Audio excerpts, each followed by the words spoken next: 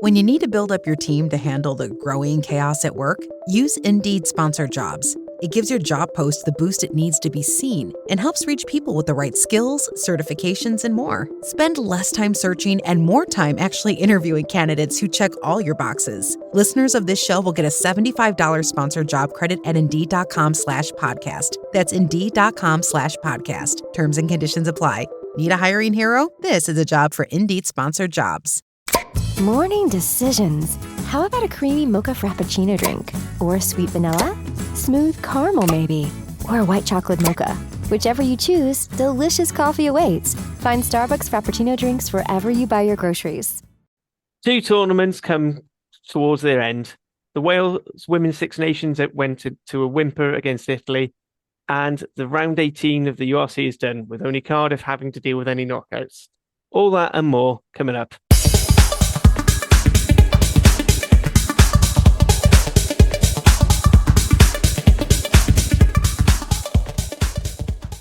Hello, welcome to another edition of the WRRAP podcast. As ever, it's me, Harley, in the hot seat. I am joined by Nick out of the regular crew, but we have a special guest, which is a giant Keria Bevan face. Oh no, it's Hattie.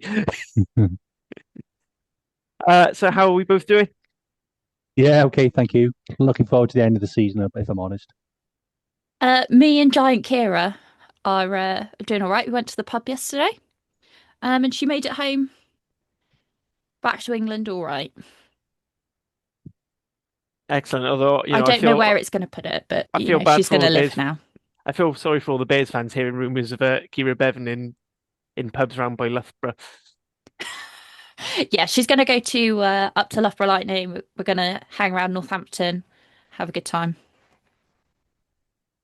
Oh, it's better than Sean's old plan of walking around in a dry robe and a clipboard and seeing if she gets a job at the WRU. Do you know what? I feel like there's an attack coach job going, so Sean could be in luck.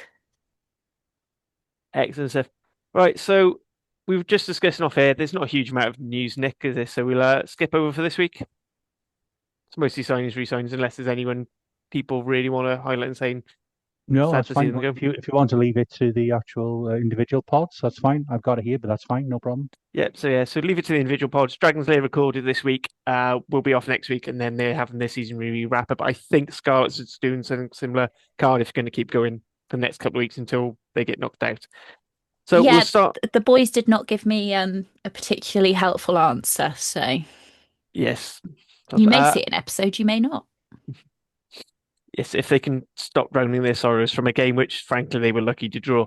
But we'll move on to that. We'll have some of that later. Nick, any plans from the Eries or Pod Cymru? Pod Cymru, I'm not quite sure at the moment. I'm having a break, but I'll obviously back in September. The Erie, I think, is probably not recording this week, but we'll be doing this sort of everything, next week, a review of the season. Obviously, they'll talk in a bit more detail about last Saturday's shambles. And then they might then just record as and when, if necessary, around any information news about the Ospreys over the summer. But otherwise, I think they're planning to have a break as well. Right, excellent stuff. So tune in. So keep an eye out for the AirPods as they'll come up. And as I said, we'll probably start taking summer. We'll be around for the summer internationals, but we're probably going to be taking a more permanent break from there on. Anyway, so moving on. So we're going to go straight into the off-field action. And unfortunately, Hattie, as is the way with the WRRAP, we start with the international. And, well, I don't even want to say it because, frankly, I'm disappointed in myself for believing in Wales women as we went real swiftly again.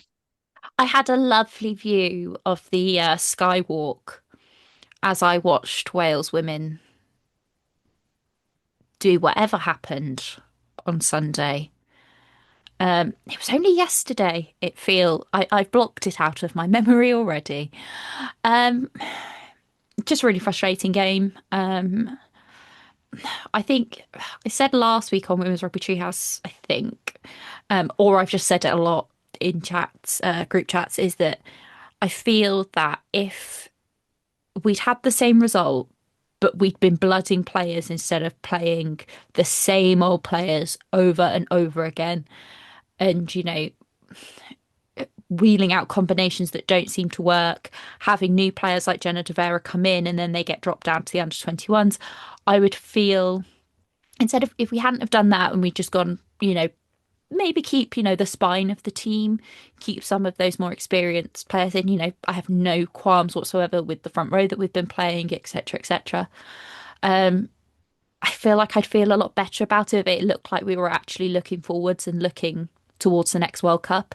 But it doesn't feel like that. It feels like we've played, a very, very similar squad to the World Cup. Apart from having a sprinkling of new caps. It's just very, very frustrating. It's frustrating that, we've had Nikita Prothero who could have played all 5 games, even if it was just off the bench, who played incredibly well yesterday, played the majority of the match, but then she got taken off 20 minutes before the end. Just really frustrating. I don't feel that a lot of them are playing up to their full potential. I feel like there are some really bizarre coaching choices, and I also feel like, nobody's really holding them to account, anybody to account, because the WRU at the end of the day don't really care. The media in Wales don't really care. Scrum 5 put out is this Sean Lynn's final thing? Well, you've put that out because that's what you'd put out for the, the men's team underperformed and got they haven't delved any deeper. They haven't looked at the players. They probably don't even know the players' names because they don't bother. Wales Online have copied and pasted basically the same thing. It's really frustrating that nobody is actually looking for answers about what is going on because it seems to be wholesale problems. It's not just the coaching team that's wrong, it's the actual players that there are issues. I found out at the weekend that some players that I was really, really excited to see in the Six Nations were dropped down to the under 21s due to fitness issues, apparently. Oh, that old chestnut. That old chestnut. There's issues with the W. There's so many issues, and it's not just one thing that really is responsible for where we are.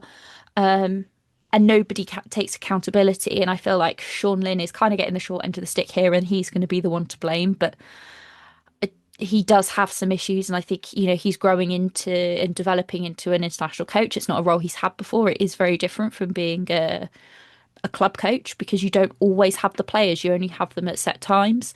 It's on the players because a lot of them just put their heads down and they come out in the second half and they just don't perform like they have in the first. It's and they're not, some of them don't seem to understand that they do need to take accountability. They can't just blame it on the WRU. They can't just blame it on the coach. They do need to take accountability for what they've done. Not all of them. It is a select few. And then the WRU needs to take accountability for what's happening. But they don't give a shit. So that's not going to happen either. It's just really, really frustrating. The next game that we've got is the Barbars game, which says to me that the WRU didn't even think when they've agreed to it because the Barbars generally like to play a double header. That is what they've been doing for the last couple of years now. The WRU have agreed to the date, and I'm assuming didn't realise that the PWR final is either the day before or the day after. Well, that means that we're missing the entire spine of our team. I went through and I kind of worked out who would be missing. We're definitely missing 1, 2, 3, 4, 5, 6, 7, 8 players from our match day 23 that played at the weekend. And we're possibly missing another 1, 2, 3, 4, 5, another 6. That's 14 players that we're potentially missing through semi-finals and finals. And that's not including, the players that won't be available, like Kate Williams, because Gloucester Hartpury, unless something mental happens, will be in the final. Even if she makes it back to fitness and gets over her injury, she will not be available because she will be playing for Gloucester. It's just naff. And it would be even worse if Bristol were playing up to their full potential and, we literally wouldn't have a team. It looks like we'll have at least 3 new caps, if not more, in that team that play in the Barbars. So it's going to be an absolute shit show going up against the likes of Ruby Tui. Which, to be as she's the only player who's been announced so far, maybe it is just Ruby Tui. And the Barbars have forgotten to pick with it. I mean, that would be nice. it will be Ruby Tui. A lot of the Ireland squad who don't play in England, so Bevan Parsons probably, potentially Dana O'Brien, could probably have quite a few from South Africa, probably the entire, you know, pack from South Africa. You might end up with like your Bimbers, because Quins won't be in the final. I was going to say, we might be lucky and it might just be the Leicester Tigers women's team. Look, even then, I'm not sure. I think they could. I'm not Glasgow sure women? at this point. Oh God, don't do this to me. It's just painful. Like it's painful. It's really irritating that we've basically wasted a campaign. Again. Again, like there have been some bright spots. I'm not going to deny that there were bright spots. You know, getting 4 tries past England, getting we did get 4 tries against Italy. We ended up with 3 bonus points. That's better than last year, but we still didn't win a single game. We should have won the game against Scotland, and I think if the game against Scotland had been the last game of the tournament rather than the first, I think it would have been really different just because Scotland were the walk-in wounded by the end. But I think that loss, I think I said at the time, came from the fact that we just don't know how to win games. We don't have that mentality. And I think that's where the Italy game bit us in the end because they really, really wanted it. They had a player retiring, and they came out in the second half and worked for it. There were some questionable decisions. You know, it probably should have been a red. It was a yellow for the dump tackle on Keats, but just really frustrating. I've gone past anger and I'm just into apathy. I mean, I think one of the biggest things, so if we go back to the game, one of the things that annoyed me, and it's saying that it's going to come up in another game, but Wales were up against 13, and I'm pretty sure we lost that period. It was 14. 14. I think this one there was a second yellow as well. Was Just one. But even still, I think they just messed up the graphic. No. But it was just like this like I remember messaging Hugh on the as we were watching. I went, "How has our attack gotten worse when we're up players?" It's because the thing was the way I described it to somebody afterwards was like Wales were playing like they were playing a training game. So even when we were attacking, we were like going through these moves, which were not really the same moves that they were practicing in the warm-up, which were far more fun. But it was like as soon as the actual game happened, they reverted back to the absolute basics of what they could do. And because Italy were actually being aggressive with their defense, and they were even more aggressive when they were down to 14, we just didn't know how to handle it. And we just kind of weren't able to get across the gain line. It was really, really frustrating. There was also, there was a huge passes back to Lakey to kick, which just kind of killed momentum, and it also killed a bit of her length as well. And that came from the fact that she got charged down in the first half, and there was a try off the back of it, which has happened in multiple other games as well. It's really frustrating. And there are certain things that it's like, well, actually been calling to have Jenna De Vera back at 12 to kind of take some of the kicking pressure off Lakey. We know that Sarah Lockwood works better with Lakey than Keria Bevan does, but she's not a kicking threat whatsoever. She doesn't have that kicking game. It's just frustrating. Like it just so frustrating.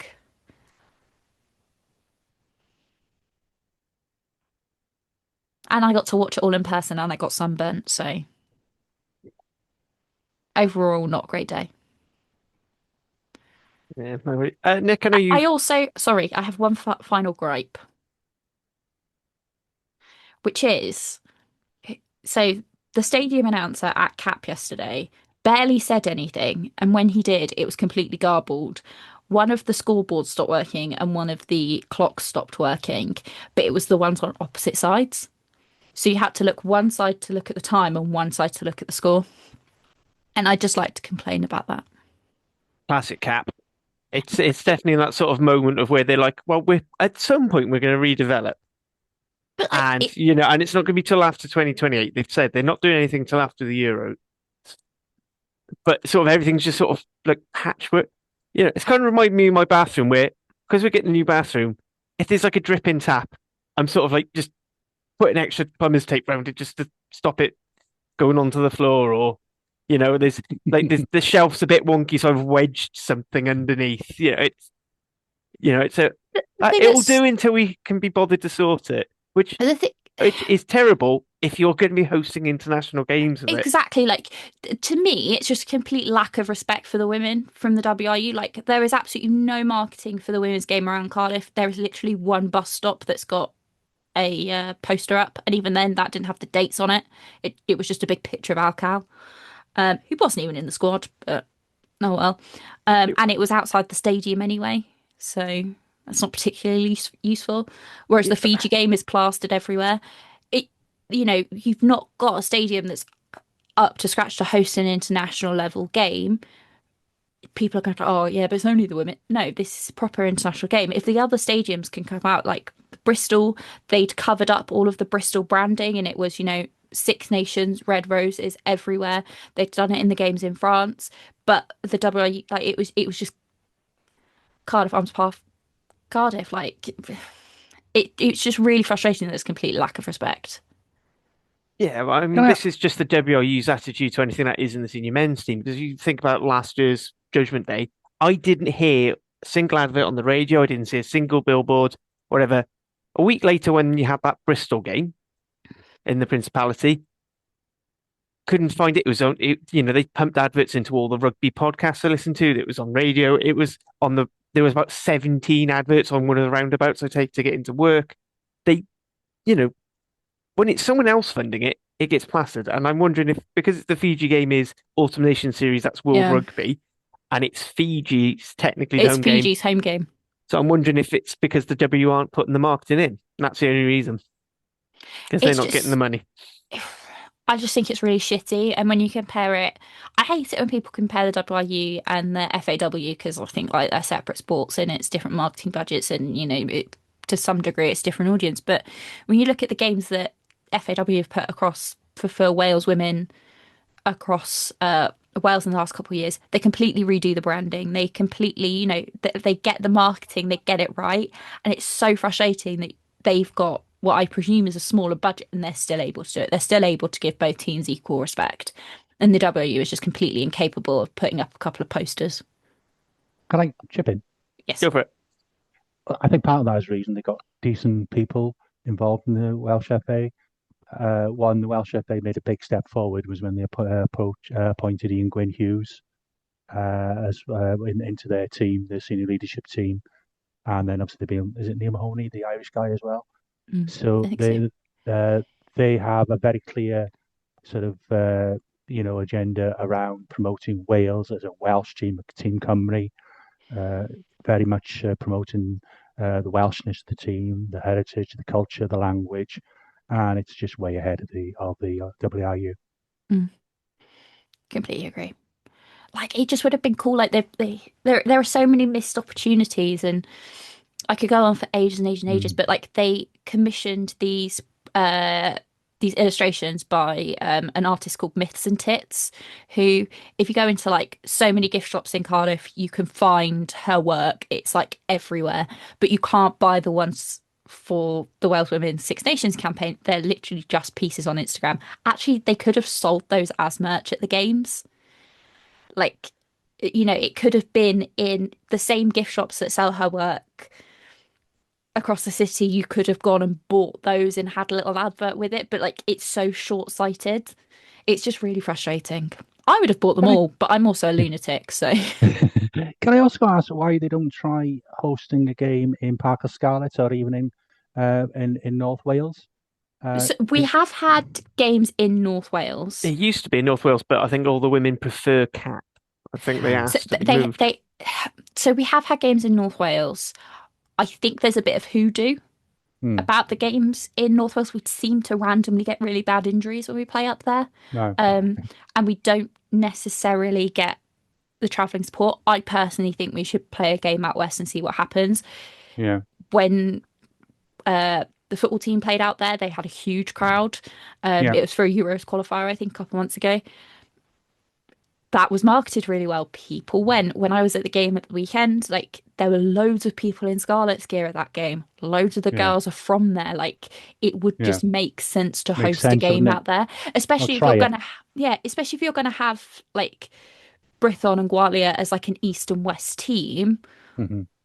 Why not? And they've already announced next year we've got a game at the Principality and a game at Cap, and it's like, well, actually, you could have had a game at the Principality and a Yeah. game at the Park. I think that would have been Yeah. It would make more sense, wouldn't anyway. it? They're I not mean, going to listen to me. What do I know? I mean, the big problem is if they're not even going to market it. It doesn't matter where they put the bloody game. They can put it at Tonnereth LRC, and Yeah, but at least like Parker Scarlets are really good at marketing things. Like they marketed the yeah, football game and everything else. Like it would at least get a little bit more traction. No offense to Cap, but you did bugger all. I know. You got to remember, it's like we're literally being run by two midgets in a trench coat at the moment down at the Arms Park because that's how the WRU want to leave us, so that we You can't had actually function. Fijian dancers on Friday. Hmm. That's yeah, but again, this is that's the WRU, Yeah. this thing. But I agree, marketing was shit. But like let's kick. We're barely able to do our own job. But if you want, I will pass on the message to Mike. Say, ignore the WRU, just market, Wales women. Yeah, and also fix your toilets.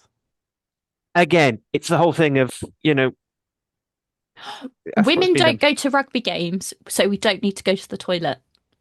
The But men's, they I'm sure. don't. I They can tell you don't now, need the to be men's are just as functional. bad. This is just the annoying thing with Cap at the moment. Every time I've been like, oh, that's a disaster waiting to happen.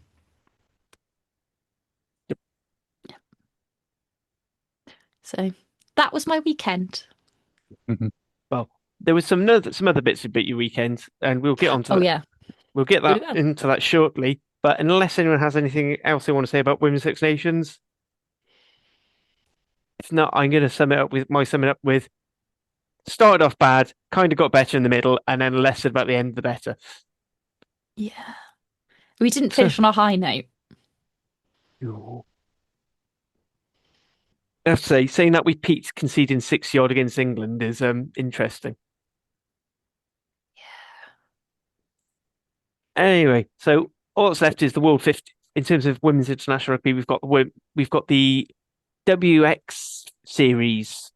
WXV again. WRU. We have a home game that they haven't announced. They haven't said, but we should technically have a third home game. But otherwise, we're just playing the USA and South Africa, and then we should be away for 3 games, and they haven't been announced either. So there are 4 games to be announced that are taking place in September and October, and we don't know what they are. And one of them's at home. But you can buy tickets to the other 2 games. They are going to be at Cap, I presume. Yes, hang on, it's on the back of my Kira's head. I can't see on the back of Kira's head. So Wales versus South Africa on the 18th of February, 18th of September, sorry, at Cap. And then Wales versus USA on the 26th, also at Cap. Excellent. Just in time for the URC season to start, which, thanks to the Scarlets preempting the URC, is going to be a derby against. It's going to be Scarlets Cardiff derby at 7:45 on a Saturday night because God forbid Cardiff play at any other time. Well, Wales Anyway, versus South Africa is 7:15, I believe, on a Friday. I got a little thing of this, but this capital city. I don't quite believe that public transport stops in the capital city on a Friday night and Saturday No, night. but it Friday does night. stop. Friday night runs up to about midnight. Saturday night stops before 11. Trust me, I used to work nights in the capital city and had to walk home from Cardiff to Barry. Either that or have one of my colleagues take pity on me. And then the first train on Sunday doesn't start till like half. It's like half eight. What about the thousands going up to Pontypridd? Oh, it doesn't matter. They can live in caves. Oh, thank God no people from Pontypridd list this because they haven't discovered audio technology yet. Just that monetization sliding off. Anyway, before we move on to the URC the final round of the URC games, if you're enjoying this podcast, Please do share with your friends. If you know anyone from Pontypridd and really want to rile them up, again, share the audio format. Hate listens are still listens. Leave us some fantastic comments, and Lee can try and back himself out of the hole I dug for him in the comments. I said briefly talked about all our other pods. SRC pod is finished for the season as that's all wrapped up. But on our sister channel, Global Game Line, Hattie has more pain to talk about the Six Nations as a whole. We also have talk about England. Yeah, we've got a bit of an animal doing 23,000 pods a week, and the Interpro show, because two of their teams are in the finals of European Cups because they're nerds. They're going to be doing multiple pods this week, so keep an eye out for them because it'll be even more funny to laugh at them when both teams lose on the weekend. And that's enough of me being bitter. Lee has told me once again to say, if you're interested in English rugby for some whatever reason, please do contact the pod through our socials or on Welsh Regional Rugby Pod at gmail.com. Send us an email that you're interested in a presenter. Be a similar format show to this, but obviously you'd be talking about Premiership games, not the URC games. And with that, I would like to get on to round 18 of the URC, and we're going to kick off on Friday night, which weirdly, one of the people on this panel was at that game, and it was not the person who supports Cardiff. So Hattie, we met up, had a drink, lovely bit of food, and then you went to go say farewell to Lee Halfpenny. Yeah, I did. We know you don't like the facilities at Cap, but how did you like an actual Cardiff game there? It's actually quite fun. So as Harley said, met up with Harley beforehand, and as Harley trotted off home, randomly got talking to some random people, and we were talking about my jersey and whatever because I was wearing a retro Wales jersey, and then it turns out some of them were from CF10, and then it turns out Harley had recommended where to stand, and so we had tickets in the same bit, so I just went along with them. Lovely night. Got to meet some people, and then met Corey Domachowski. Welcomed him. I went up to him and I was like, "Can I be the first Scarlets fan to get a photo with you for we go out west?" And he was like, "Yeah, right." I've got a lovely photo with him. But yeah, it was a good time. It was a bit cold. Toilets they were not great. But it was a really good game. I will say Cardiff fans are no longer allowed to complain about One-Eyed Turks after the chatter that I heard on Friday. I've genuinely never heard anything like it. It was insane. I don't know. I have seen some Snapchats from the Saucepans group chat this week from this weekend. I think we're still tame. Yeah, so I'd say I'm going to talk a little bit about the game because, frankly, Tom Bowen and Johan Lloyd, who'd have thought it, were what Cardiff needed to finally get our attack clicking together because those two little wee guys were absolutely electric. Right, that scoreline 22-16 flatters almost because once again we basically seem to either we can score 4 tries or we can kick conversions for the tries, and we picked the scoring tries this week. So that was good. So despite that early bit of dominance from the Stormers, they didn't really show anything to offer, and it's not like it was a particularly weak Stormer side either. So, you still had a lot of them. Sasha Feinberg and Gomozulu, and I swear that is the first time I've ever butchered that name, which really annoys me because I was on a perfect streak. He is a diva. He's one of the best players I've ever seen, but my word, when things aren't going his way, he just looks like he's going to throw a strop. Cardiff just worked out how to neutralise him, and if you neutralise him, the backline might as well not be on the pitch. You just basically give him a trap of let him go off and do his own thing. Make sure Damien Willemsen's nowhere near, and then you just nail him. It was really good. I think despite having a few, bit bare bones and certain things, but we held out, was really tough, really dogged. We're no longer the third best team in the URC by tries and points conceded. Leinster have just snuck ahead of us, unfortunately after that loss against Glasgow, but we're still pretty much up there because it's not scoring many tries, Nick. It's not letting them in as well.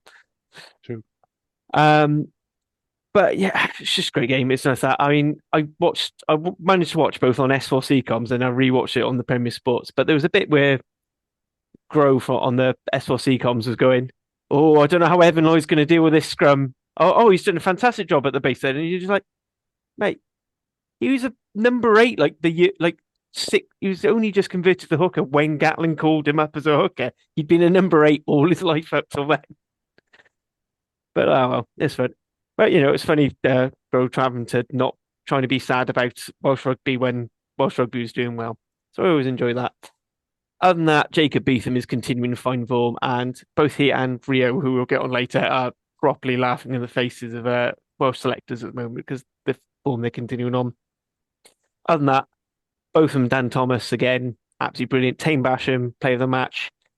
Probably would have given it to anyone on that back row, to be honest, but Basham just at its niggly best, just making 9 yards. And I said, and Tom Bowen, despite everyone going, oh, he's too small, he's too small. I don't think he was out. He was caught out in the air at all. All right, he didn't necessarily get clean catches all the time, but most of the time the tactics for attack back anyway. So yeah, it's lovely, and it was just nice to see a Cardiff win where probably maybe not necessarily fully comfortable, but it was one where the win seemed near enough assured, particularly in those last 5 minutes. But except for that, don't know if you watched it, Nick. Yeah, I saw it all. In fairness to Cardiff, it was excellent. No, they thoroughly deserved it. They made Sharks look very average, and despite putting out another funny team, sorry, Stormers. I mean, apologies. But they had you'd have thought they'd have been better, but they weren't. But that's partly down to Cardiff, and also when you think they did that without their main. If I'd have said to you, and I thought beginning of the season, if you'd take McNally and Teddy Williams out to the second row, you might be struggling. So I think the guys who came in there and have come in over the last few weeks, Rory Thornton and George Knott, deserve a lot of credit as well because they secured a lot of really good line-out ball, were competitive and combative around the field. And a thoroughly deserved victory. And isn't it nice that a Welsh team hasn't just scraped into the top 8, as has happened when we have got teams in the top 8 in the last 5 years in URC. Cardiff, have thoroughly deserved to be there, and 55 points, Harley? Yep, 55 points. So we're tied with Munster. They go through by virtue of points difference. Yeah. There. So can't complain about that, can you? And take my hat off to them. I mean, the big thing for me is I'm quite glad that we went for that one because I think of the two South African teams in the top 4, I think the Storm I'd say Cape Town's probably the less daunting challenge compared to going all the way to Gloucestersfeld. So that was for me. And then it's the winner of Leinster Lions afterwards, which if the Lions pulled off an absolute some sort of miracle, it'd mean then that if we beat Stormers, it'd be games at Cap, which I think a knockout game at Cap would be absolutely bouncing. But let's be honest, the chances are we're probably, if we make it past Stormers, we're going to Dublin. Can I just say I was incredibly impressed with Liam Belcher. She's not something I thought I would say on this pod before Friday's game. But I don't want he obviously went off, I think it was for HIA or something, and he got yellow carded at one point. It was the yellow card, that's what it was. He was so good, I forgot he got yellow carded and assumed it was an injury. He really, really, the way that he lifts the team, the way that he speaks to the ref, it was just great to see. I think when he came off as well is when Cardiff, they didn't slump, but they weren't, they were controlling the game but not necessarily extending their lead. He was just, I was really, really impressed with how he led his team. I will say I do think they need to, and maybe this is, Teddy Williams when he comes back in, I don't know, they need to have somebody else on that pitch that can step up to sort of that vice captaincy role. I know that there's some discussion about whether or not you have an officially named vice captain, blah blah blah. But I remember turning around when Belcher was off, and I was like, oh, so who's captain now? Who's leading them? And none of them knew. And I was ostensibly it was Ben Thomas. My opinions on backs as captains is very well noted. So I won't go into that. He's a very quiet man. I said usually this role sort of forms a Josh McNally, who's actually incredible. I mean, as for like in terms of Yeah. captaincy, he's very similar to Belcher in that he's very well spoken. But he's he's forceful without being intimidating with getting his point across, which is quite helpful. Mm. And yeah, and I think we're a bit like I think this is part of the issue with losing quite a lot of core people. You have Josh Adams who's a leader and the back again wingers a bit too far away from action, but you're missing some of that. He's a bit You're stroppy as losing. well. No offense to him, but Yeah, he has his moments, but I've seen worse. wingers, they're divas, all of Yeah, them. I mean, if they're not, they're bad. Usually a bad winger. All their But centre. yeah, but then yeah, you have, and then there's a lot. We point out a lot of the injuries, but Yeah. even still, it's just impressive the players who have stepped up. Like Rory Thornton seems to have hit a level I didn't know he was capable of this season. Um, it's Reece Barrett, who I was waxing lyrical over when he was announced in the Wales squad. Again, he was excellent. Him and Danny Southworth had a much harder time at scrum time than in the past, but that there's no shame in struggling to hold on against the South African pack. They did well enough to get us ball. The sort of thing I said. Ben Thomas at 13 is still not something I particularly like, but I think he's doing enough of a job there that it's fine. Beetham and Bowen on the wings, I think, brilliant. Can win it as well. I think actually he's getting a lot better. Like he's sort of rounding off some of those edges. Mm. So his game, particularly his defensive frailties, still not where I would personally like a fullback to be, but he's getting there. But yeah, he's showing some nice touches and things like that. If I said I think my only real complaint about that performance Friday night was the goal kicking, which they were quite touchliney conversions. So you've got to accept that. And I feel like that would have put more pressure on Stormers, and we seem to be doing quite well at holding them out when they try to outmuscle us. That if we were those extra 6 points ahead, instead of them trying to chip away with threes, maybe it's forcing them to overplay, and then maybe that's where we put foot down. I mean, Cardiff when it comes to like scoring points, Cardiff were one of the worst in URC, so we only scored 30 points or more once, and even like Zebras scored, who scored the lowest points on average, managed to do it twice. So that's and a big part of that is that we're just not kicking the goals, and when a try is only worth 5 points instead of 7, it means you can't put the same sort of scoreboard pressure. But that was that game. I said we finished six overall. I will do a quick preview of that afterwards because we will not be recording next week. So move part that by. So next on Nick. So another one of members of our pod was away watching rugby this weekend. How was your trip to Dublin? If you take out about 100 minutes around the match, it was very good.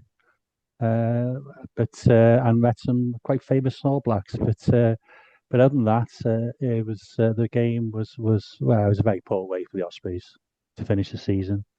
And let's be honest, it wasn't a fitting send up for Jack Morgan and Jack Walsh, who've been two of our best players the last 3 or 4 seasons. And I know it's the end of a long season. There's nothing to play for, and we've had an awful situation off the field. But it really did feel like the focus was perhaps on a night out in Dublin or their holidays on the horizon. And of course, we were playing a team. We've got a European Cup final and places up for grabs, and then the URC playoffs. But that said, it was embarrassingly easy for Leinster at times. I think our tackle rate was below 70%, which is unacceptable. I know missed tackles can be slightly misleading, the statistic, but even when the tackles were made, Leinster were able to offload quite easily and keep the attack going. And if I'm honest, the difference in class was scary. We huffed and puffed a bit, but with our limited attack and Leinster's impressive, aggressive line speed, we made very limited progress. So even though I think we edged the possession and territory, we didn't really often look like as if we were going to score. The lineup was better, and we've had some problems with that. But if I'm being really cynical, I'm not sure if Leinster just let us have the ball, just so they could test their defence for harder games to come. For all the tries Leinster score, they have a really good kicking game as well. And in contrast, certainly to us, they retain a lot of those kicks and then they attack off that platform. So they were quietly impressive, but But again, you got to say we were very poor. I thought Ratty, Sutton, Rhys Davis worked hard. Dan Edwards got a try to complete his 50th cap. And I think Iestyn Hopkins also had his 50th appearance for the Ospreys. Well, Evan Daniel was fine as his first start for hooker. I know he's started in the past for Cardiff, but he did all right in the hooker. And then Ben Roberts made his first ever appearance as a professional player's replacement lock for the last 10 minutes. So, yeah, it's been a very difficult season. We've come 11th, which is round about what I thought we'd finish, but we've sort of started the season defensively not good. And Leinster and Bulls are good teams at home, that's for sure. But to concede 9 against Bulls and then 10 tries on Saturday in those respective away games is not acceptable. And I hope some work can be done with that. But hopefully it's the last time I'll have to watch us conceding well over 50 points. But yeah, not a great day in the office. Do you want a horrible statistic, Nick? Go on. It was the first time this season that Leinster scored over 60. Yeah, well, it says it all. They are a good team. There is no doubt about that. They had but we gave away too many simple tries. Didn't have to work very hard for them. I won't kick you when you're down. No, it's fair enough. Go ahead. That's why I'm holding on my statistic. No, go ahead. Go ahead. It was a very poor performance. I'm not going to paper over it. It was the worst points difference of any game this year in the URC. Yeah, fair enough. It's just a bit deflating. Yeah, I do agree with you, Nick. It just kind of feels like they'd given up, and they didn't have the head of the game. And yes, it was played in the Aviva, but it was like 15,000 people, I think, there. It wasn't as if it was like an absolutely packed crowd. It was just their competitive training run really for the European semi-finals, I think. Whereas the Ospreys, to be honest, probably didn't give them that much of a good training match, to be honest. It was very last day of term vibes from the Ospreys. I just think they had one foot on the beach. Yeah. I'll be honest, one foot in Temple Bar. Well, I think that's more like Hattie. Are you saying rugby players are too above having a few cans on the beach? No, they'll do that as well. Yeah, but in Dublin it'd be a bit cold, wouldn't it? It was bloody freezing, so they won't be doing that there. Yeah. Yeah, they weren't thinking about being in Dublin. That's why. Yeah. I'll be honest. You can't really judge too much from that game. I think there's some things, but we'll leave that for the Ospreys theory to dissect for this season as a whole. We'll move on to last game. Unfortunately, Dan isn't here. He's taken his boy to an under-11s tournament out in Treviso. Hope the little boys do well, and I hope Dan does not get too harsh a hangover on all the Aperol spritz. So Hattie, or Nostradamus, as we should call it, is you were bang on. It was a draw. I'll be honest. Do you think this was a fair result? I think I said, like, people kept saying it's two bold men fighting over a comb. It did kind of have that vibe. It's two teams that just don't know how to win. The Dragons can't close out a game and just end up with draws. The Scarlets are just incapable of not having complete and utter brain farts. For both of our halfbacks to get yellow carded at pretty much the same time and to both be off the pitch was idiotic. Although, Carwyn Leggett-Jones is officially a Scarlet now that he's had his first yellow card as a pro. So congrats to him, I guess. But then also having Hawkins, we had Leggett-Jones on the pitch.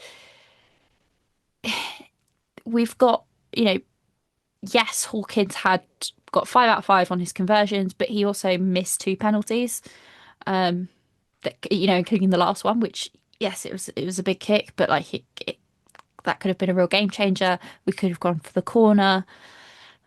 We weren't very good at closing that out.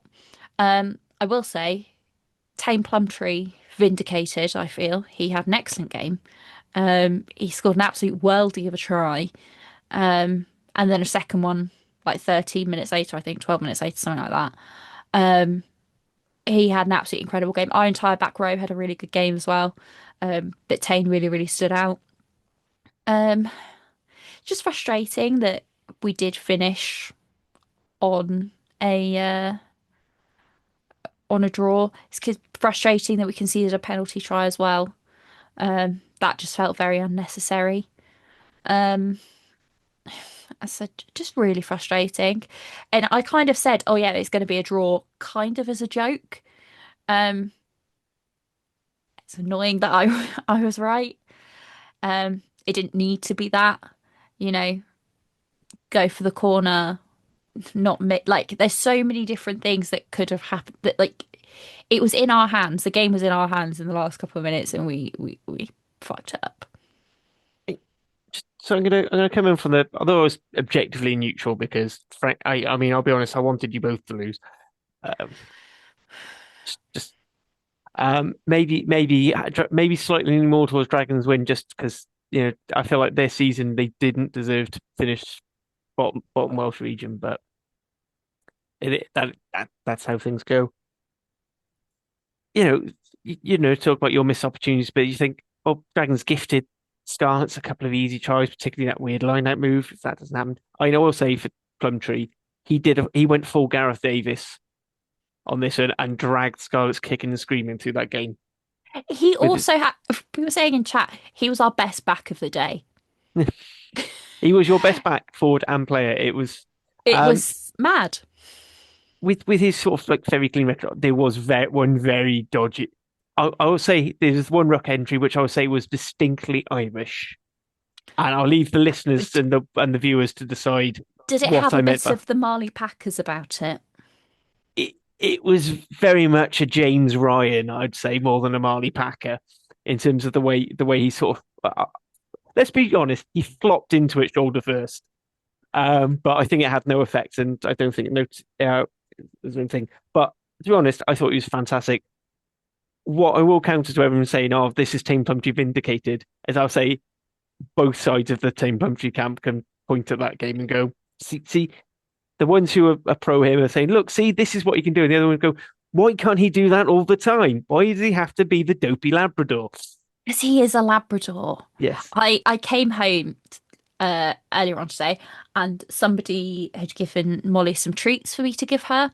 And Molly started biting the packet as I took it out of my bag and was trying to get out. And that's Tame Plumtree to me, except instead of a dog treat and a packet, it's the ball at the bottom of a ruck that he's not allowed to enter. Yeah, so that was so that's the thing. I thought Dragons played really well, but again, I feel like as has happened in the last few weeks, they're just a bit leggy, and I think things have gone through. It was quite so Dragon's Lair is already out for this week. They've reviewed this game really well. One thing I would like to take a point of is a lot of the players they said were really good and stood out were all ex-Cardiff players. Just saying. I also have a complaint about an ex-Scarlets player for the Dragons. What did Sausage do? So his scrummaging was questionable, I think, on Saturday. I think that's fair to say. But Ben Whitehouse, everybody's favourite referee in Wales, he kept holding up his elbow, and then as soon as he let go, he just hit the floor. First of all, why was he touching his elbow? Second of all, couldn't keep it up anyway. Look, I'm not one to spread vicious rumours about Ben Whitehouse may or may not having a thing for touching props' elbows. That's not for me to say. I have no evidence for or against Ben Whitehouse being able to touch it, but I don't judge people's kinks. Is what we're going with there. I saw lots of complaints from both sides about Ben Whitehouse and even some neutrals. That's the Ben Whitehouse experience. But grading on the Ben Whitehouse curve, I thought he actually had an excellent game, and I think a lot of the big decisions he got right. I know people complained about the Gareth Davis yellow card and penalty try, and I think he's spot on. Actually, His Carwyn Leggett Jones yellow card was child abuse. That was It's It was not child child abuse. abuse, It's Harley. not child abuse to let.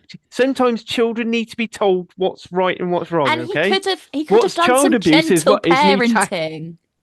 No. What you need is He to. didn't need a What? timeout. He just needed to be gently No. redirected. No. Yeah, that's how I'll you tell you deal with this. children.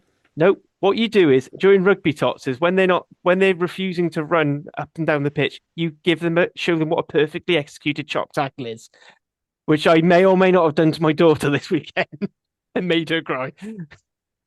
Oh, poor Fleur. Yes, she should have gone to sleep. I told her, run or I'm going to tackle you. You give them warnings. Sorry, Nick. This is the new modern parenting. In your days, I suppose that it had just been no, don't do Just that. thrash them. That was the end of Just it. thrash them. Slip across the back of the head. That was a favourite. Says to me, Nan, like if it wasn't a flick, like she had short range and long range options, she could get you with a slipper at 40 paces. It was ridiculous. I've seen her throw other things. Can't do it. Only slippers. The women in your family very sporty, it must be said. Not Well, at least particularly, your but mum is. yeah, well, Chev said she played across the front row during like the 80s. I don't know how sporty though. Props in the 80s were really. That's so cool, though. Anyway, moving And, on. I don't have a huge amount to say on that game because as Hattie went with the thing, it was definitely two bald men fighting over Chrome. I did have sort of like I did feel slightly sorry for Hugh, particularly after having watched that and then Wales women afterwards. And I think he was just like, I don't know why I do this to myself anymore. Just- I was like, same, mate, same. Anyway, so that was the weekend. Unless anyone has anything else they want to pick up. No. I caught a bit of the Premiership action. Bristol Bears, which is the team I support, for those who don't realise, frankly, just wanted to make me hurt after that game. And I think it was made worse by watching a certain Wales wannabe fullback who was put onto the wing for this game just actively just look at a guy scoring and try and go, eh. Which says a lot to me about where the Bears are at the moment. But that's by the by. But it's equality because their women's team are also shit. Yeah, it's nice. It is nice to see that men and women's team being equally shit. Yeah. Which is probably Same why with both which is probably why both Wales teams are pulling players from them. Are we actually the woke rugby union? And the wokeness is that both of our senior teams are underfunded and nobody gives a shit about them and they're a bit shit. Equality. Yeah. Mm. Sounds good. So anyway, as I've sort of alluded to, the only real game we've got for preview over the next 2 weeks is Cardiff going away to Stormers in Cape Town. That's going to be Saturday 2:30 kickoff, which I would call lunch friendly. That's not this Saturday. Saturday after that will be on Premier Sports and probably S4C as well. I believe there's some mention in that. Just to say, hopefully Teddy Williams is going to be back, but we've been saying this for the last 4 weeks now. If he is, great. He hops in. Josh McNally be back after playing for the Royal Air Force. So at the moment, we're going Stormers and Cardiff are playing true to form where the other one beats the other one at home, we win the home games. I can't see that pattern changing this time out. Not unless South Africa do something daft and say, all the Springboks need to go on a training camp that weekend. That'd be great though if anybody at South African Rugby are watching this. I think that's actually a really good idea. Yeah, Razzie, I think what you really need to do is get all the Stormers and Bulls players ready for the World Cup, next World Cup squad, and they need an alignment camp specifically on that day. That would be great. I think Ireland should do it as well. Yeah, I think that would be really, really good. Apart from the Connacht players, Scotland players, Glasgow players need to go in camp as well. Because I'd very much like the Lions and Connacht to win. Yeah, but there aren't any Connacht players really in the Irish squad anyway, so exactly. So it wouldn't matter. Yeah, but just saying. Actually, no, they can take Bundy. They play better without Bundy than with. Yeah, because I just want to set it up so that Cardiff end up with home semi and final. Imagine if Cardiff somehow win the title. I genuinely think I'd die of happiness. It would be some proper bullshit, but It'd be They've been fun. playing really well. I mean, the only reason we're so low down in the team is because you spoiled the party. And specifically you, Hattie. It was you on that Specifically day. me. It was Yeah, specifically me. But at least I went on Friday and clearly I was the good luck charm. You yeah, needed a Scarlet there so yeah, that no. you won. Yeah, Yeah. so if we do get to home knockouts, can all of Pontcanna please empty and fill cap? Even if you're supporting the other team. Usually whoever the Scarlet fans are rooting for lose. So if you look at our record for the year. Anyway, as we always said, there's not going to be a pod next week because I'm going to be coming back from a weekend at Butlins and my brain will have melted. You've just been listening to Bluey all day and clapping. Yeah, we've got Mass Singer and some Tots Disco or something like that. I'm looking forward to going to the pool. The pool is, even from like my childhood, the pool there at Butlins Minehead is still stands out as amazing. Have they got the fun water slides at Butlins Minehead? They do. Personally, my love is just kicking back and just going on the lazy river endless times. Fair enough. So, and you can't really take a toddler on the slides anymore. So, because health and Health safety's and gone safety woke. gone mad. Gone woke. Yeah. Anyway, I've been trying to end this podcast, and I keep finding new nonsense to talk about because I'm just not used to us finishing within about an hour. Yeah. Anyway, so anything left for anyone to say? No. Right. In that case, thank you, Hattie. Thank you, Nick. Thank you, everyone, for listening. Ta-ra. Oh, sorry, and thank you, Keira. Nostar. Nostar.